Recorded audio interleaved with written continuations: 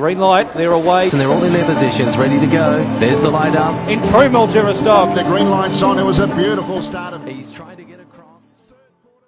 Hello, welcome to Burning Questions, August 1. We're going to look at the racing at Melton on Saturday night. And to help us do that, we've got, well, it says Alison Alford here, but I'm sure it's not Alison Alford. It looks like Chris Alford. Thanks for jumping on, Puppet. No, all good, thank you. What's the prize possession behind you, over the right shoulder? What's the best one up there? I think my favourite one's Chariots of Fire. What year? What horse? Mafioso one was Poster Boy. Very nice, very nice. Plenty of.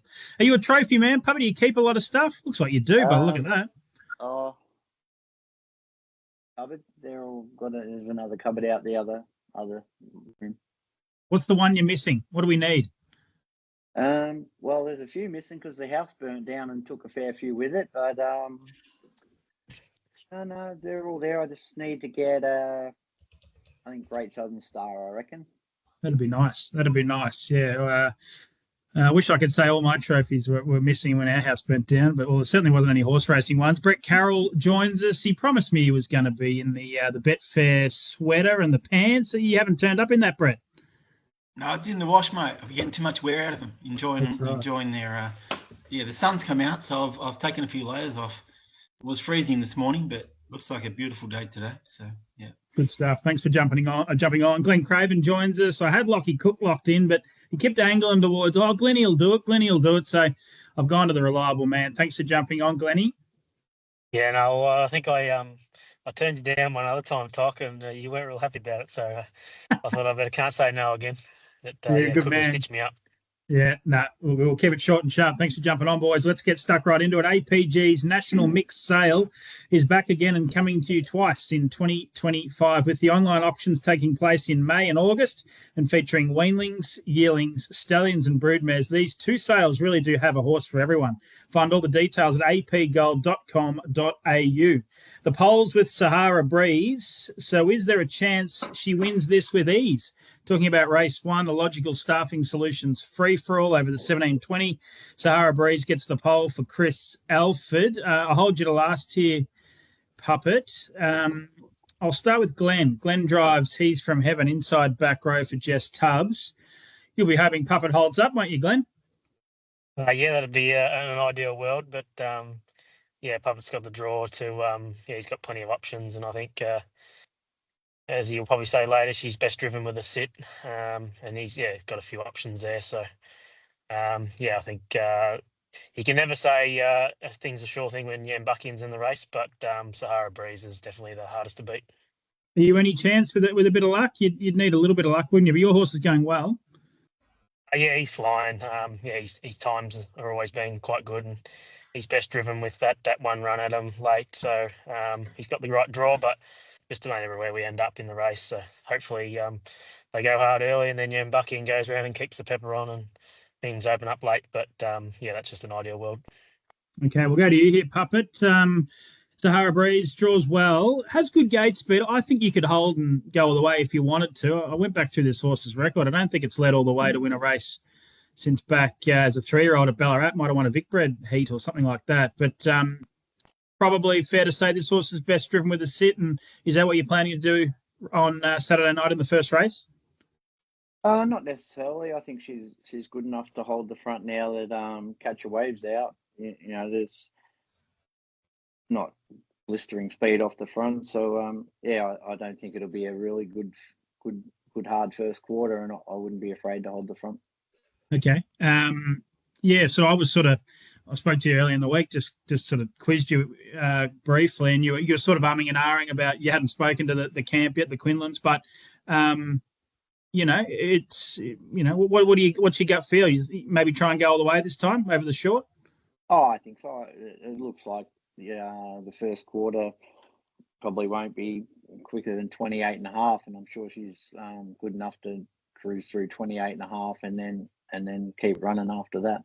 Yeah, and I mean, you look at the front row, she's really the proven free-for-aller, isn't she? I mean, there's probably a few question marks over the Emma Stewart ones, whether they're up to this level at the moment.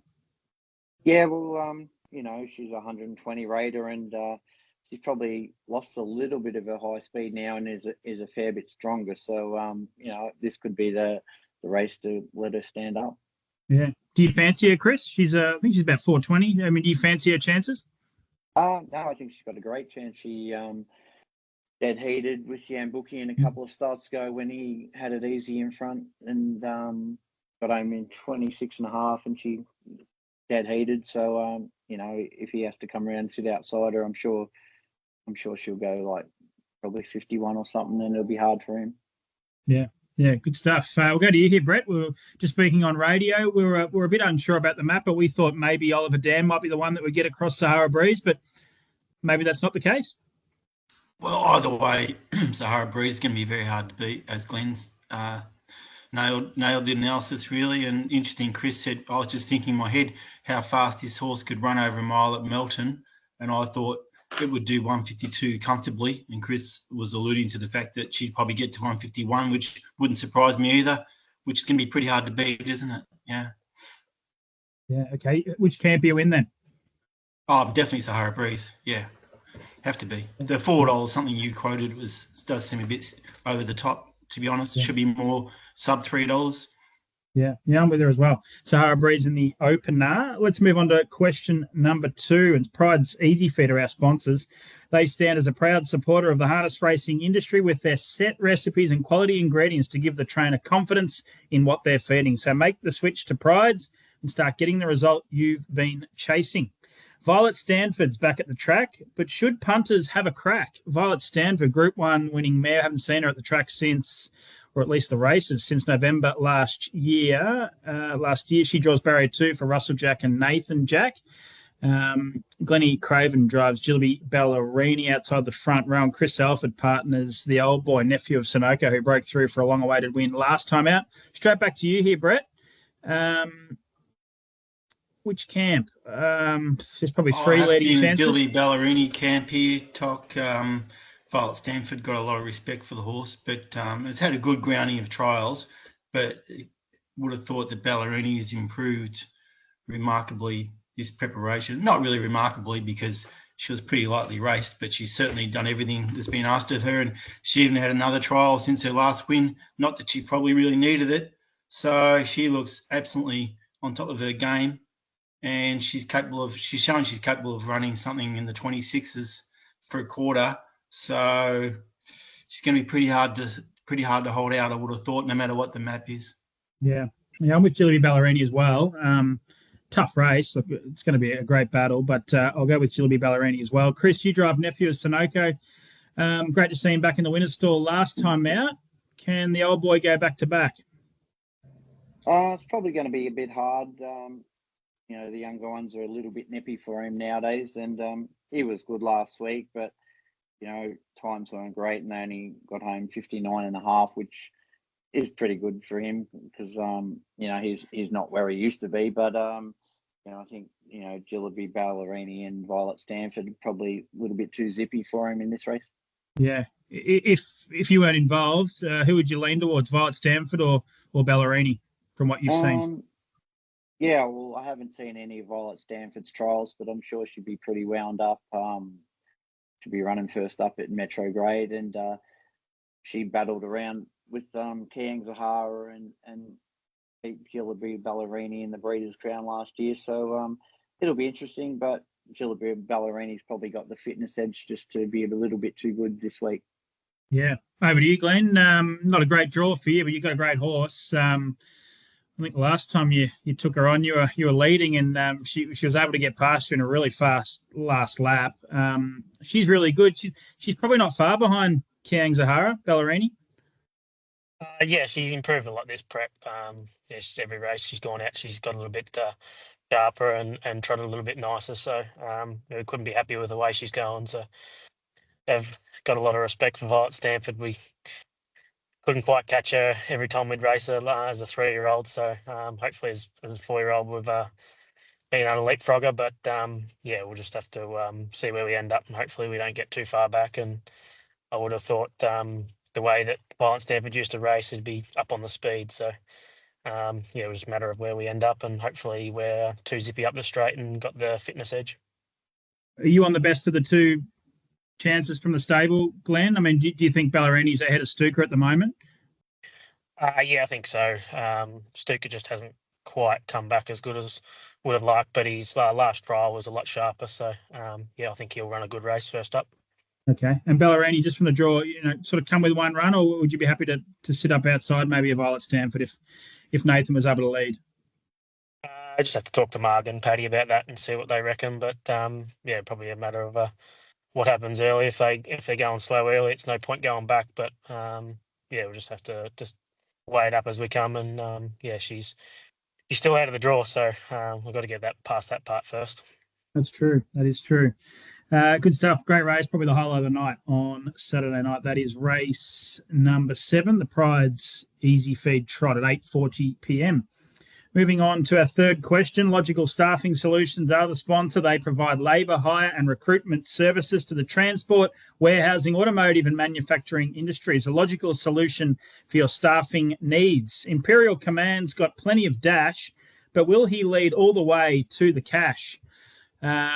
I'll declare that I've got a little share in Imperial Command, and I was quite happy with myself, Brett, as I come to you. We're just adding the word cash into that question because that is his stable name. So he's got a funny stable name, the Cash Man, they call him. So how did you see this race? I think he's got a great winning chance. I'm leaning a different way, though. I think Worth Waiting for Rebecca Bartley's got the form on the board, or the better form on the board. I mean, chasing home some of those really good horses we've just talked about. Last preparation as a 3-year-old. Actually beat Ballerini, Glenn, if you remember that race. She got hemmed away on the fence, 4 back the pegs, beat her in her head of the Vic Bred. I'm still having nightmares about that race. Nightmares, Me too. mate, nightmares. Me too. Ballerini was an absolute moral beating. You can't really count that form line, to be honest. But it's in the book. It's in the book. But she ran plenty of other good races. She's beaten Penny. She's run 4th in the Group 1 New South Wales Oaks behind Zahara. That's just better form in my mind. And I love the boy, Imperial Command, but he hasn't got that form. Brett, how do you see it?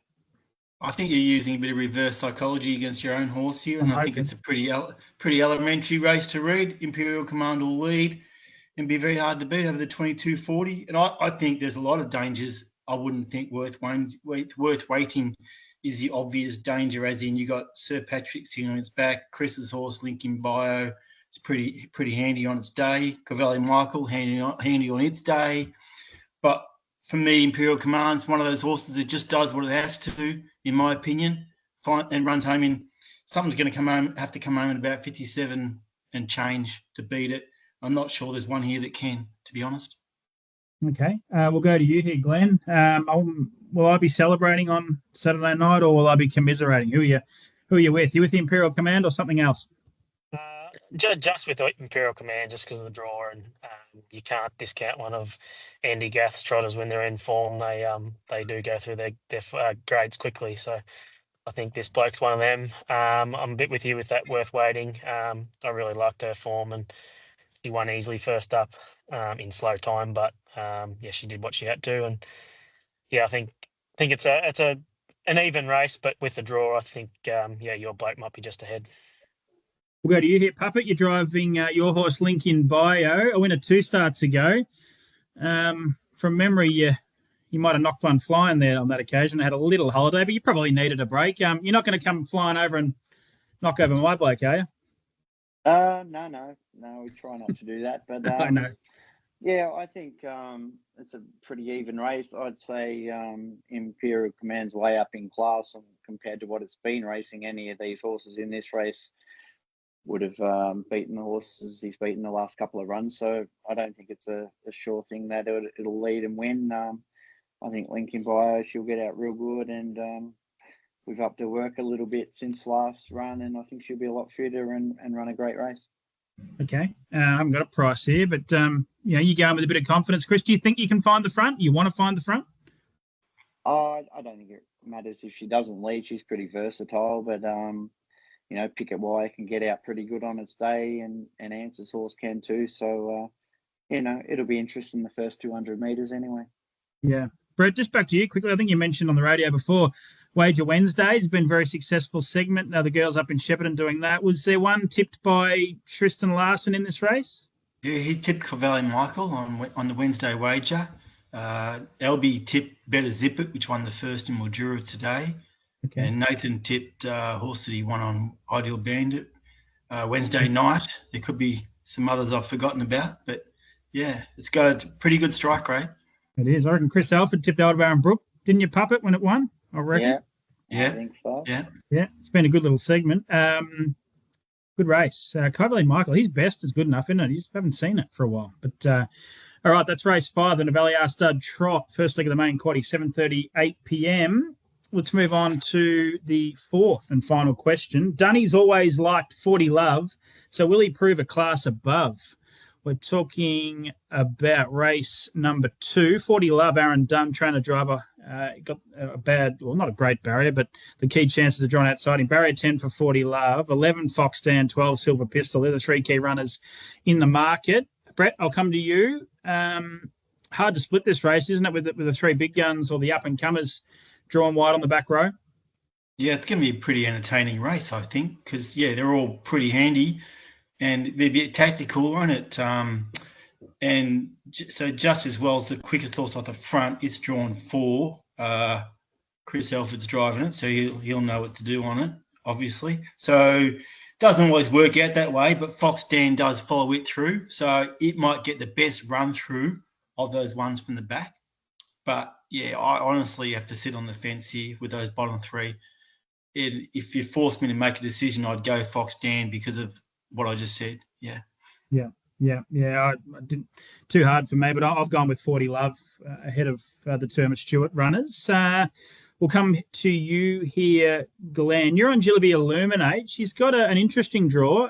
Follows out the, what would you call it, a pseudo stablemate, I guess, Dale Geary, who showed good gate speed last time to lead, but went back pretty quickly. But he's trialled well since, Dale Geary. Jillaby Illuminate, I reckon she won a couple of months back in really good style. Probably hasn't found her best form since then, but to me, she's working back to some of her best. Yeah, she just hasn't quite got the zip that she had when she was early on the prep and probably as a 3-year-old. So she's just probably found it a little bit harder racing at this level than we expected. But yeah, her run last week was super. Last 100 was her strongest part of the race. So yeah, we're probably going to be in a tricky position, but at the same time, pegs over the short trips can be pretty good. So just a matter of what happens up front and how much work the other 3 have to do out wide off the back row. So yeah, I would expect Chris in front on just as well, and hopefully run along and can open them up for us late. What, 3 fence, Glenn? You could run into a place from there at least, couldn't you? Yeah, it just depends on how the races run. Yeah, she's a winning chance if she could get out at a decent spot at the top of the straight. But at the same time, yeah, it's relying on a lot of racing luck. So yeah, I think she's a good place chance. Yeah, I think she was $17 or something a win at last glance. We'll go to you here, Chris. Just as well for Luke Tabone. Has good gate speed. I'm thinking first up at Melton led. Went poorly, I thought. I don't know if there's any issues there. And I thought the run last time was really good. Looked to be held up all the way to the line. So you'll be able to find the front here, I would have thought, over the short.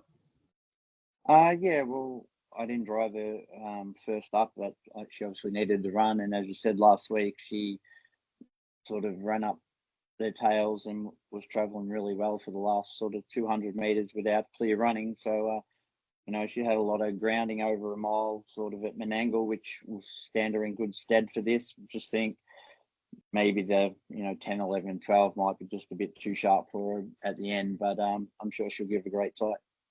Yeah, that is race 2 on the card. Just looking at the market. So Jillaby Illuminate, $17 and $3. And just as well, $34 and $5, thanks to Sportsbet. $2.50 equal favourites, Fox Dan, Silver Pistol. That's the 4 questions out of the way. It's time for the Sharps Bakery Best Bets segment. I'll come to you here, Brett. I find it hard to really narrow down a real one that I like on Saturday night, but have you got one that you're going to put most of the eggs in the basket with?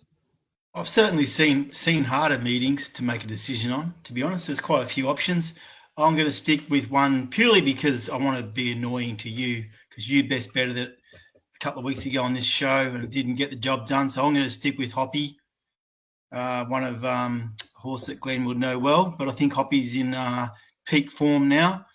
4th run from a spell, be too fast for them. Yeah, Hoppy.